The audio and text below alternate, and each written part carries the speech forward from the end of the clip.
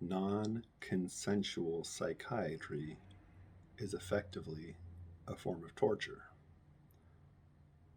The psychiatric survivor movement exists for good reasons.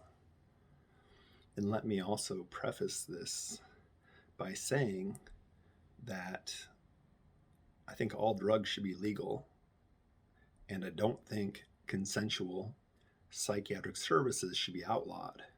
So if you're getting psychiatric services and you find it helpful, good. I'm not talking about consensual, voluntary, contracted psychiatric relations here. I'm talking about non-consensual psychiatry and psychiatric coercion. Psychiatric coercion and non-consensual psychiatry should be outlawed. A non-consensual psychiatry is effectively a form of torture. I've seen people forcibly, coercively injected with psychiatric drugs. I've seen people coerced into taking psychiatric drugs. Look up the side effects of various psychiatric drugs. The antidepressants can have some not good side effects, although those aren't nearly as bad as the antipsychotic side effects, the neuroleptic side effects, the major tranquilizer side effects. Now, major tranquilizers, aka antipsychotics, can have side effects like neuroleptic malignant syndrome, diabetes, weight gain,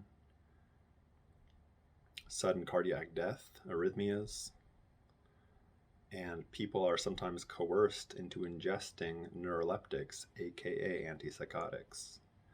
I think this is a human rights abuse, and I think it's effectively torture. Again, I'm not talking about consensual voluntary psychiatry. If somebody finds neuroleptics helpful, please ingest them. But I believe coerced and non-consensual psychiatry is effectively a form of torture. Again, if somebody wants to voluntarily take these drugs, I support the right to do that. If they want to voluntarily work with a psychiatrist to be prescribed these drugs and they find them helpful, great. I'm happy for them. If you're in that circumstance where you find psychiatric drugs helpful, good, I'm happy for you. However, non-consensual psychiatry, I believe, is a form of torture, and I believe more people should be saying this because I believe it's true. Whether you've worked in the industry and have seen it, and if you've witnessed it inflicted on people, if you've witnessed psychiatric coercion or non-consensual psychiatry inflicted on people, it seems to me, and I have witnessed that, I think that's a form of torture, and I think that should be outlawed. That is non-consensual psychiatry. In the book Anti-Psychiatry by psychiatrist Thomas Szasz, he uses the term psychiatric rape and psychiatric slavery. In his writings, Dr. Szasz uses the term psychiatric slavery more than psychiatric rape, yet he uses the term psychiatric rape because rape does not have to be sexual. Rape can mean an outrageous violation. And according to psychiatrist Thomas Szasz, psychiatric coercion is an outrageous violation. According to Dr. Szasz, psychiatric coercion is medicalized terrorism. So non-consensual psychiatry should be outlawed because non-consensual psychiatry is a human rights abuse. And again, I'm fine with consensual psychiatry as far as it not being outlawed. Now, there is reasons to believe that even consensual psychiatry can have unintended consequences. If you read the book Anatomy of an Epidemic by Robert Whitaker, he goes into this idea that these drugs are put on the market based on 6-week trials of dubious quality, and then people are put on these drugs for years when the research doesn't test these drugs on people for years. It tests on people for 6 weeks. I know there might be exceptions to that. Of course, there's probably some longitudinal studies at this point. But beyond that, a lot of these studies are funded by the drug companies. Oftentimes, they don't publish the negative results, not showing what they want. And in addition to that, they also often use research designs that are of questionable quality. And again, the book Anatomy of an Epidemic by Robert Whitaker describes this. So I hope more people try to help outlaw non-consensual psychiatry.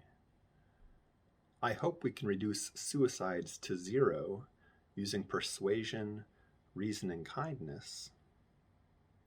I do not think we should try to stop suicides by adults using psychiatric coercion, force, and confinement, and coerced or forced druggings. Non-consensual psychiatry, in my view, is a form of torture, effectively, because of the side effects of these drugs, the dehumanizing ways people are treated through psychiatric coercion. And I'm just one person. Me by myself is probably not going to be able to outlaw non-consensual psychiatry. So I think we need to raise awareness, educate people, and eventually enough people will come around to realize that non-consensual psychiatry is morally wrong. Just like with chattel slavery, eventually enough people realized we should outlaw chattel slavery. So it was outlawed after the Civil War. Now, if somebody enslaves another human in 2021 is considered very wrong by most all people in society, as it should. And eventually, in 10, 20, 50 years, perhaps non-consensual psychiatry will be considered a grave human rights abuse by the majority of the population.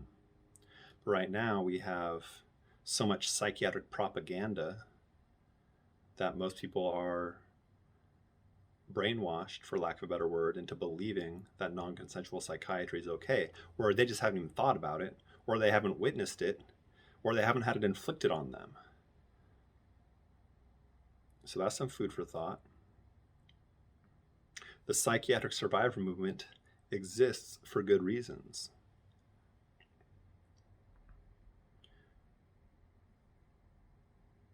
We can also look at religion. Many people derive satisfaction and emotional well-being from their religious practices, yet forcibly converting somebody to a religion is illegal. There was the Catholic Inquisition, which tortured heretics and witches and non-Catholics and Jews. That's my understanding of the history. Thomas Szasz wrote a whole book called The Manufacture of Madness, a comparative study between the mental health movement and the Inquisition. Don't quote me on that subtitle, but the book is called The Manufacture of Madness by psychiatrist Thomas Szasz, and he compares the mental health movement to the Catholic Inquisition. And in the Catholic Inquisition, they tortured people and they killed people. And now if you look at psychiatric drugs, people on these neuroleptics for decades tend to die in their late 50s. So I don't see how that is not effectively a form of manslaughter if these people are being forced and coerced to being on these drugs in many cases. So again, forced religious conversions can be like torture. Consensual religious conversions can be joyous. Consensual psychiatry, some people feel benefits them. Great. Keep going that route. Keep ingesting psychiatric drugs. Keep seeing a counselor. But forced psychiatric relations can be thought of as torture. Hence the psychiatric survivor movement exists. Look up Nellie Bly. Read the book Suicide Prohibition by psychiatrist Thomas Szasz. Read the book Fatal Freedom by psychiatrist Thomas Szasz. Read the book Insanity by psychiatrist Thomas Szasz. Read the book Anatomy of an Epidemic by Robert Whitaker. Read the book Outlaw Psychiatric Slavery by me, Michael Ten. Let's outlaw psychiatric coercion. Let's outlaw non-consensual psychiatry.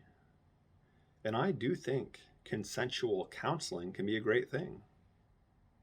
Talking to a counselor in a confidential, private setting can be really useful. So I'm fine with that. If you want to take psychiatric drugs, and you want to, great, please do that.